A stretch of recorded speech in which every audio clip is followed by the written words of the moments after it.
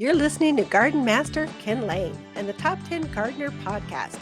Welcome to the Top 10 Garden Show.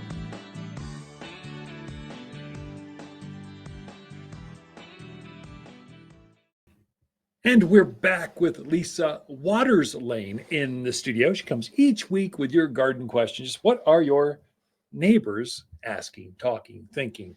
And so we can glean a lot. In fact, the garden classes each Saturday, I kind of hang out until some folks are kind of more a little on the shy side. They won't ask a question. Others dominate the whole conversation. So there's this pot of people around me right after class gets done. And we just learn from each other back and forth. People listening in. Some don't even have a question. They just want to listen in. So we thought that'd make a good segment. We should just glean off the best questions and share them. So Lisa, welcome to the studio. Thank you. Yeah, it's good to be here. Yeah. So you should share. Yeah. You just got back from Texas. Yeehaw. Our youngest grandson just turned 1. Right. How was that? Benicio turned 1. It was so much fun. So I went because first birthdays are momentous. You have to enjoy those. They're number 1. Lots of cake on the face. He didn't really do that. Oh, really? Okay. He's a very neat child. He's a beef jerky kind of guy, not a cake guy.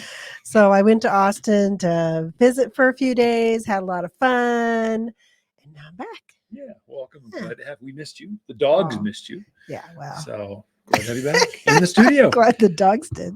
What kind of garden questions do we have? Sure. So our first question is from Patrick. He lives out in the Dewey-Humboldt area. And his basic question is there any shade tree that will survive only on rainwater? Oh, okay. So Patrick, good. Yeah, you've got some native ones out there. Shade trees, though. You see, big trees need big roots, which need big water, which mean big foods, which means they're big. Everything's big about them, and they grow so fast. The native one that grows out in that area gets about 15 to just shy of 20 feet is desert willow. That's a wild one. Just on the side of the road, you'll see wild. It grows kind of shrubby looking, so multi-stemmed. You could grow it as a single trunk as well, and then force it a little bit of training. Be about a 15-foot shade tree. A true shade tree I always think of as 30, 50 feet or more. Taller. Those, your hardiest varieties, hardiest of all of them, I would say of all the kind of true shade trees would be locusts. Yeah. So there's a golden locust or honey locust sometimes. Now be careful with your locusts, because if you don't get a named variety, a hybridized one, they have huge bean pods on them. Yeah. The golden locust, we've bred that bean pod out of it. And so now it just has this glorious gold color in the spring, turns to green, nice umbrella shape, a true shade tree, takes that wind. And then its fall colors gold again. Then it's deciduous. That it'll lose its leaves in the winter. It's about to probably take off first part of April, I guess, would be a time it would start to leaf out. Depends on the weather. In Dewey, you'd be a few days ahead of it. But locust, probably the hardiest of all of them. The secret for you is going to be getting it from that container. Its only home has known is this bucket. You need to get those roots out into the surrounding soil so it becomes hardy to where it can live off the rainwater. Now, if you're rain harvesting, that is, you're taking the roof water and capturing it and then using that would be a great choice. If you just want it to survive by itself all alone, right off the way, even desert willow, the native one, is going to maybe struggle with that until it gets its roots in the surrounding soil. So the secret's going to be, and it takes about 2 growing seasons, so 2 springs.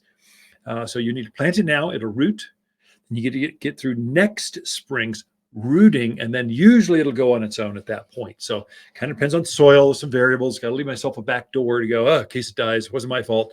But usually they're going to root out enough to go down that path.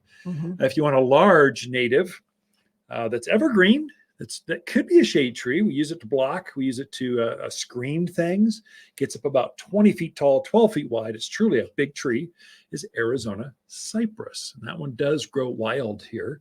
It would do quite nicely. Could shade, but traditionally a shade tree is a leafy deciduous tree. They grow a little faster, you get the canopy, and then you get the solar gain Mhm. in the summer because the leaves drop in the winter. And in the summer, it puts the leaves on and then it shades everything. So I would say come talk to us, take a picture of the spot, and we'll look to see what else is growing in that area. We'll go, yeah, boy, if that oak tree will grow there, this one will grow there too. But I would say for you, Patrick and Dewey, you're looking at desert willow, Arizona cypress, your locust, golden locust, and I would say there's a pin oak. There's a native oak that grows here too. Oaks have very deep roots. They're very robust. They're very tough. If it goes into a drought cycle, it might not grow as fast that year, but then when the rains do come, it takes off again. So it kind of ebbs and flows. So come talk to us and we can help you get the right tree for you. Easy. And you can plant, I would say, the sooner you can plant, if you're going to rely more on nature, the more months you can root out before the month of June, because June's the hottest month. That's the month that's the hardest to grow things. So if you can root out, plant it now and get all that spring, you can grow 18, 24 inches of roots in the surrounding soil before June. That's going to help you have a hardier tree going through that heat. Then the monsoons come and the pressure's off. It's that June, that doggone June is hot, dry, and the rains haven't come yet. So come see us, Patrick. You know where we're at, right? In Herndon, Prescott, just by the hospital. Okay. You done? Okay. Next question is from Tony. So he lives on about an acre of land out in Chino Valley. He wants to put in several fruit trees, like 5 to 6.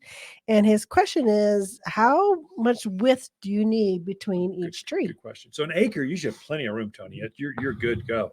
Now, we should tell folks the definition of an orchard is over 6 trees. So 7 trees or more equals, I'm an orchard grower. I got an orchard of trees back there. I produce all my own produce. If you're under that, you're just a backyard garden. So Tony, go for the orchard.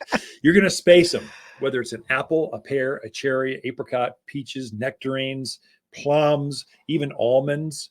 They're all going to grow in Chino Valley really, really well. They love it out there. They love that soil.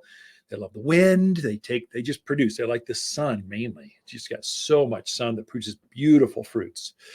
You're gonna probably at the minimum about 15 feet up to 20 feet, somewhere in there. So I'd say 20 feet in between for standard size fruit trees. If you're going semi-dwarf, you can cheat that down to 15, maybe 14, somewhere in there, unless you're going to commit to pruning heavily every year. So we've had some of ours, we've planted every 8 feet, and we just knew we'd let the canopy get up to size and we would cut it back every year, not let it get larger than that. But just for Tony's question, in Chino Valley or anywhere, you're probably at 15-foot centers between spacing. That's not going to keep them from touching. It's going to reduce, it's going to increase your harvest. It's just going to be better, 15 feet. For standard. For standard. Yeah. Actually, for semi-dwarf, I'd say 20. Okay. For if you get a big apple or pear, they get big. Those are 25, 30-foot trees. They need a little bit more spacing. But if they're semi-dwarf, they're going to be semi. The difference is standard is going to be your standard size your grandparents grew. They had no other choices but standard size trees. Then we introduced semi-dwarf. So we're grafting onto a different kind of rootstock that controls how big that plant gets. So we'll take that Bartlett pear. There's a standard that gets 30 feet tall, and then we'll graft it to a different rootstock. Now we have a semi-dwarf Bartlett pear. Same exact fruit. The tree, the structure changes. And so that's going to typically be about 20, 25% shorter than a standard tree. It's still a large tree, still big, but it's more manageable to pick the fruit with a fruit picker. You don't never need a ladder with a semi-dwarf. You do with the standard if you let it go. Then you've got genetic dwarf. Yeah. These are truly, truly pint-sized trees. They are tiny. Now, genetic dwarf, the fruit, so a peach tree, it's the same size peach. The fruit is not shrunk down, just the format of the foliage, the size of that tree is shrunk down. So you got standard, semi-dwarf, and genetic dwarf. Genetics we typically use in containers, cutesy flower beds, or kind of an accent piece. So there we go. We're out of time just like that. We are out of time. Ken and Lisa Lain, the Mountain Gardeners. Be right back. after this. Fruit cocktail trees turn any backyard into a veritable farmer's market. At Waters, we've grafted onto one tree different types of cherries, apples, and pears for easy backyard fruit picking. These small fruit trees grow in containers just off the patio in smaller yards. Anyone can grow a fruit cocktail tree. You'll find braided cocktail trees with multiple fruits beautifully braided into one tree. Fruit cocktail trees are ready to plant at Waters Garden Center in Prescott and watersgardencenter.com. You're listening to Ken Lain, aka the Top 10 Gardener. Ken can be found throughout the week in Prescott at Waters Family Garden Center. Listen daily as he answers the top 10 questions of the week, streaming on Apple, Google, Spotify, or wherever you download your podcasts.